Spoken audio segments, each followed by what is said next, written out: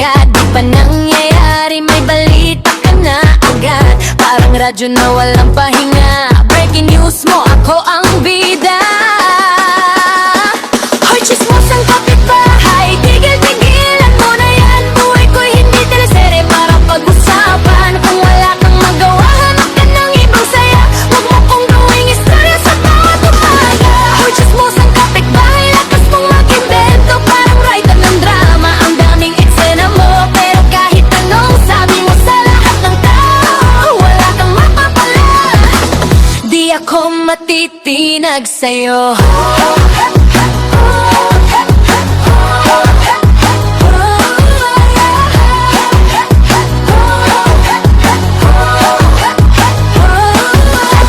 Usap lang ako, may issue na agad. Gumiti lang sa iba, may love story na agad. Grabe ka kung mag-isip parang pelikula.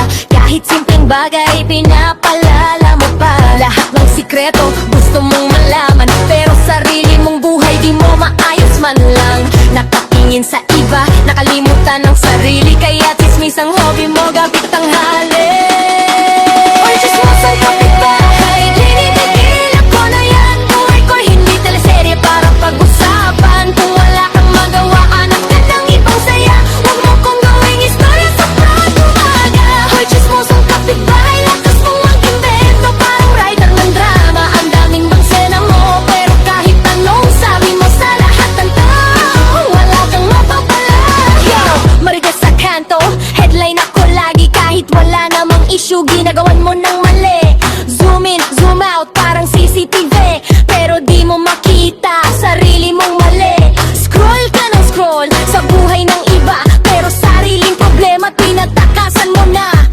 Kung energy mo ginamit sa tama, baka umayos pa ang buhay mo sana. Sana isang araw matauhan ka rin. Hindi lahat ng kwento dapat mong pasukin. Respeto lang sana, di naman mahirap. Para sa tahimik na buhay, konting pagsisikap.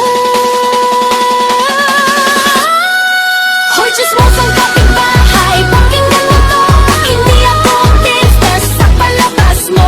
Kung gusto mong sumaya, simulan mo sa sarili. At tigilan ng chismis na walang sisay palagi. Sa bawat kwento mong gawa-gawa lang, ako'y tatawa na lang at lalaban. Kasi kahit anong sabi mo sa mundo, alam ko ang totoo at sapat na lang.